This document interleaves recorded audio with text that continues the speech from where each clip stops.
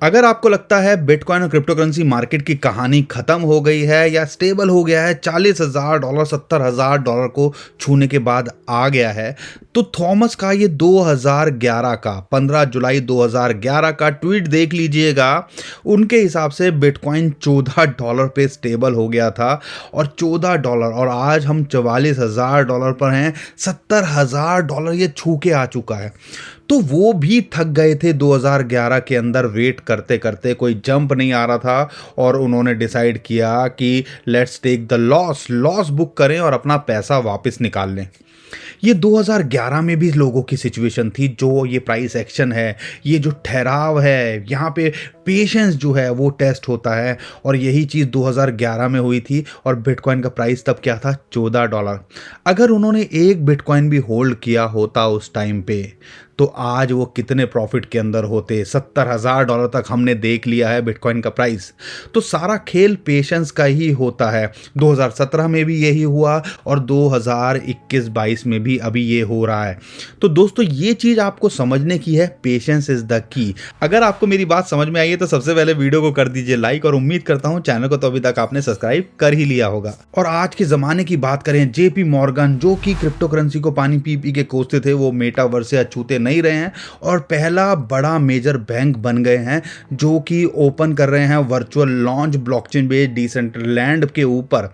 और वो कैपिटलाइज करना चाहते हैं 1 ट्रिलियन जो मार्केट अपॉर्चुनिटी है। साथ के साथ में अगर मैं बात करता हूं एक और न्यूयॉर्क स्टॉक एक्सचेंज, शायद ही कोई बंदा होगा जो स्टॉक मार्केट के अंदर हो और इस चीज़ का नाम ना सुना हो। अगर इनकी बात करते हैं, USA का जो है पेटेंट और ट्रेडमार्क ऑफिस के अंदर उन्होंने फाइल किया है कि मार्केट प्लेस बनाने के लिए NFTs का, जैसे कि वो स्टॉक के अंदर करते हैं। कितनी बड़ी बात है, कितना कुछ दुनिया के अंदर चल रहा है और हम यहाँ पे अभी बात कर रहे हैं कि रेगुलेट किया जाए, लीगल किया जाए या ना किया जाए, क्या किया जाए। और अब फटाफट से बात कर लेते हैं, इतना कुछ ग्लोबली चल रहा है लेकिन उसके बाद भी बिटकॉइन सस्टेन कर रहा है 50 दिन के मूविंग एवरेज को, which is a good signal. Gold भी अच्छा कर रहा है और बिटकॉइन ने भी यहाँ रिकवरी दिखाई है। उससे आइडिया लगता है कि कहीं ना कहीं लोग इसको एक ऑल्टरनेटिव की तरह ले रहे हैं अगर मार्केट के अंदर ग्लोबली क्राइसिस आते हैं, which is a good signal for bitcoin और क्रिप्टो करेंसी, स्पेशली बिटकॉइन। अब यहां पे हमें ध्यान रखना है, जो 9 दिन का मूविंग एवरेज है वो इसके लिए इंपॉर्टेंट सपोर्ट अभी निकल के आ रहा है जो कि आता है लगभग $43,000। अगर ये इसके ऊपर बना रहता है, ये जो हमारी इंपॉर्टेंट सपोर्ट है लगभग $41,200 और अभी बात कर रहे हैं जो 50 दिन का मूविंग एवरेज है वो भी निकल के आ रहा है लगभग $41,500-600। तो ये जोन के ऊपर बना रहता है, एवरीथिंग इज फाइन। अब यहाँ पे टारगेट क्या हो सकते हैं, अगर इमीडिएट टारगेट देख रहे हो तो हमारे हिसाब से $46,600 ये टारगेट होना चाहिए। अगर उसके ऊपर जाता है तो फिर ये 100 दिन का मूविंग एवरेज जो लगभग आता है $48,000 के आसपास और एक इंपॉर्टेंट जो टारगेट है वो लेके चल सकते हैं गदाधारी भीम जो कि आता है लगभग $49,600 या $50,000 का टारगेट हमें देखने को मिल सकता है। अब सबसे बड़ा सवाल, क्या ये फरवरी के अंदर $50,000 को छू सकता है? अगर हम कैलकुलेशन लेते हैं, जैसा हमने आपको बताया भी था, फरवरी महीना अच्छा रहता है और ऑन एन एवरेज 20% के आसपास की हमें यहाँ रिटर्न देखने को मिलती है और 38,000 पे ओपनिंग की। तो उसके बाद अगर देखते हैं तो ये ऑलमोस्ट $46,000 को छू के आ गया था, यानी कि लगभग 20% के आसपास इसने टच कर दिया था। रिटर्न जो इसका बैकग्राउंड रहा है वो उसको ये ऑलरेडी टच कर चुका था। तो 40,000 के आसपास तो इसकी फरवरी एंड तक क्लोजिंग होनी चाहिए और कुछ अच्छा निकल के आया तो हो सकता है ये $50,000 भी छू के आ जाए। दोस्तों XRP की बात करते हैं, पिछले हफ्ते भर से अच्छा जो है इसके अंदर मोमेंटम और वॉल्यूम भी देखने को मिल रहा है।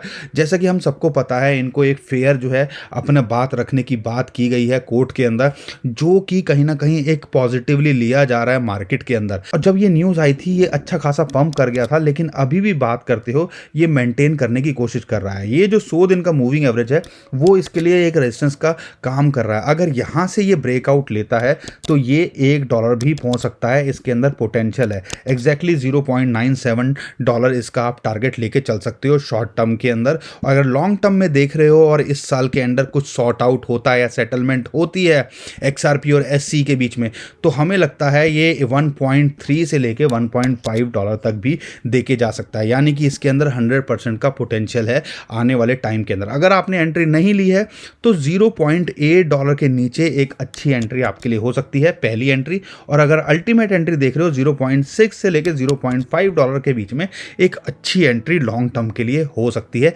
XRP के अंदर भी। अगर मैं इथीरियम की बात करता हूं, अब लोग पूछ रहे हैं कि क्या ये $4,000 तक जा सकता है। दोस्तों $4,000 फरवरी के अंदर तो मुश्किल लग रहा है, लेकिन हाँ इसके अंदर पोटेंशियल है आने वाले 1-2 महीने के अंदर ये चला जाए। लेकिन अगर इमीडिएट टारगेट की बात करता हूं तो इमीडिएट जो इसको रेजिस्टेंस मिल रही है, देख रहे हो फिबोनाची की गोल्डन रेशियो कितनी इंपॉर्टेंटली काम करती है और रेजिस्टेंस का काम करती है। तो ये पिछले 2 दिन से इसके लिए निकल के आ रही है रेजिस्टेंस, जो कि आता है लगभग $3,200। अगर इसके ऊपर क्लोज करने में कामयाब होता है तो इसको अल्टीमेट टारगेट मिलता है 3,500 से लेके $3,600 का जोन, जिसके अंदर आपकी 2 मूविंग एवरेजेस भी आती हैं और जो फिबोनाची की गोल्डन रेशियो है वो भी एक इंपॉर्टेंट रेजिस्टेंस निकल के आता है। तो यहाँ पे पहला टारगेट तो ये ऑलरेडी हिट कर चुका है। अगर इस जैसा कि हमने आपको पहले पुरानी वीडियो में बताया $3,200 इसका टारगेट होना चाहिए। अगर इसके बाद में अगर नेक्स्ट लेवल देखते हो तो 3,500 से ये जो $3,600 $3,500 है यहाँ तक भी जा सकता है इस महीने के अंदर। लेकिन हाँ अल्टीमेटली देख रहे हैं तो हमारे हिसाब से $3,800 लॉन्ग टर्म के लिए इसका एक मेजर रेजिस्टेंस होना चाहिए। उसके ऊपर जाता है तो ये दोबारा से $5,000 के आसपास ट्राई कर सकता है। अगर ये यहाँ सस्टेन नहीं करता है तो क्या होगा, तो इसके लिए इमीडिएट जो सपोर्ट है वो $3,050 के आसपास आती है और एक अच्छी सपोर्ट लगभग आ रही है इसको $2,800 के आसपास। तो इस पे आप इस हिसाब से नज़र बना के रख सकते हो। बहुत सारे लोग हमसे शिबा इनू के लिए भी पूछ रहे हैं, और शिबा इनू की अच्छी बात क्या है कि इसने एक अच्छा मूव दिखाया। जब बिटकॉइन ने भी पंप किया तो इसने भी अच्छा मूव दिखाया, और जो इसका इंपॉर्टेंट रेजिस्टेंस है 200 दिन का मूविंग एवरेज, 50 दिन का मूविंग एवरेज, उसको पार करके अब ये 50 दिन का मूविंग एवरेज है वो इसके लिए एक इंपॉर्टेंट सपोर्ट निकल के आ रहा है। यानी कि 100 दिन और 50 दिन के मूविंग एवरेज के बीच में इस टाइम पे फंसा हुआ है। अगर मैं सपोर्ट की बात करता हूं तो लगभग 2600 से 2700 इसके लिए सपोर्ट है, और रेजिस्टेंस की बात करता हूं तो इस टाइम पे लगभग 3200 के आसपास इसको एक इंपॉर्टेंट रेजिस्टेंस है। अगर इसके ऊपर जाता है तो हो सकता है ये 4000-4500 भी ट्राई करेगा। अगर यहाँ नहीं सस्टेन करता है तो आपको पता ही है ये जो जोन है लगभग 2400 से 2700 ये इसके लिए इंपॉर्टेंट सपोर्ट है, और यहाँ पे आप एंट्री ले भी सकते हो अगर आप शॉर्ट टर्म में ट्रेड करना चाहते हो।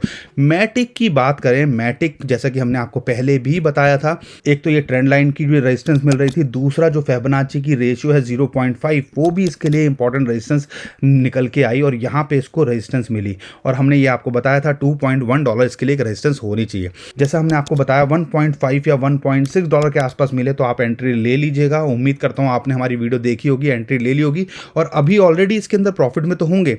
लेकिन अगर आप देखते हो ये 1.91 इसके लिए इंपॉर्टेंट रेजिस्टेंस है, और उसके बाद इसको लगभग आता है $2 का रेजिस्टेंस।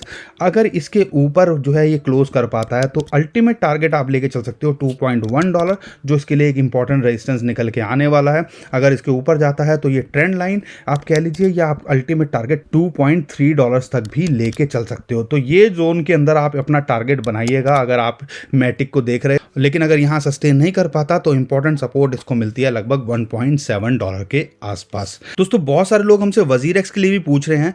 वजीरेक्स के अंदर इंटरेस्टिंग बात क्या है, रेगुलर इंटरवल पे आपको एक प्रॉफिट बनाने का मौका देता ही है, और हम आपको बोल भी रहे थे $0.8 के नीचे मिले तो आप इसके अंदर एंट्री लीजिएगा। एक बार तो ऑलरेडी 40-50% का प्रॉफिट आपको दे चुका है, लेकिन $0.8 के आसपास मिले तो ही लीजिएगा। अभी जो सिचुएशन इंडिया के अंदर चल रही है, रेगुलेशंस आएंगे, इलीगल किया जाएगा, बैन किया जाएगा, उसकी वजह से सारे एक्सचेंजेस के अंदर थोड़ा सा इशू देखने को मिल रहा है। लेकिन एक्सचेंजेस जो है रेगुलरली गवर्नमेंट से बात कर रहे हैं, और अभी रिसेंटली निकल के आया कुछ एक्सचेंजेस गवर्नमेंट से जाके वहाँ मिले भी हैं फाइनेंस मिनिस्ट्री के साथ में। तो हो सकता है कुछ ना कुछ डिस्कशन निकला हो या कुछ अपनी बातें उन्होंने रखी हो। लेकिन आने वाले टाइम के अंदर अगर कुछ सॉर्ट आउट होती हैं, चीज़ें अच्छी निकल के आती हैं, या टैक्स में थोड़ा सा हमारा बर्डन कम होता है, या और क्लैरिटी आती है और एक्सचेंजेस को बढ़ावा मिलता है, तो वजीरेक्स का जो टोकन है वो पंप कर सकता है। नहीं तो अभी हम इसको कहेंगे कि $0.8 के आसपास आए तो आप एंट्री लीजिएगा। लेकिन जब तक इंडिया के अंदर क्लैरिटी ना आए तो अभी इस कॉइन को हमें अब अवॉइड करना चाहिए अगर आप देख रहे हो। लेकिन हाँ, अगर आप रिस्क ले सकते हो तो ये रेगुलर इंटरवल पे आपको 20-25% का प्रॉफिट बना के दे सकता है, और इसका अल्टीमेट टारगेट आप लेके चल सकते हो $1, और उसके बाद इंपॉर्टेंट जो टारगेट है 1.1 से $1.2 भी भी ये दे के जा सकता है। तो दोस्तों मैं उम्मीद करता हूँ आपको वीडियो पसंद आई होगी, काम की लगी हुई। वीडियो पसंद आई तो लाइक ज़रूर कर देगा, चैनल को सब्सक्राइब ज़रूर कर लीजिएगा और हाँ, ट्विटर टेलीग्राम को भी फॉलो कर लीजिए। बहुत सारी इंपॉर्टेंट अपडेट होती है या न्यूज़ है जो हम अभी आपको दे रहे हैं, वो वहाँ जो है ऑलरेडी शेयर कर चुके थे। उसका जो लिंक है नीचे डिस्क्रिप्शन में आपको मिल जाएगा। ध्यान रखिएगा, बहुत सारे फ्रॉड लोग भी हमारे नाम से स्कैम करने की कोशिश कर रहे हैं, तो नीचे जो डिस्क्रिप्शन में लिंक है उसी से हमें फॉलो कीजिएगा। तो दोस्तों अभी के लिए विदा लेता हूँ। खुश रहिए, मुस्कुराते रहिए, कमाते रहिए। आपका दोस्त पंकज। थैंक यू, नमस्कार, धन्यवाद।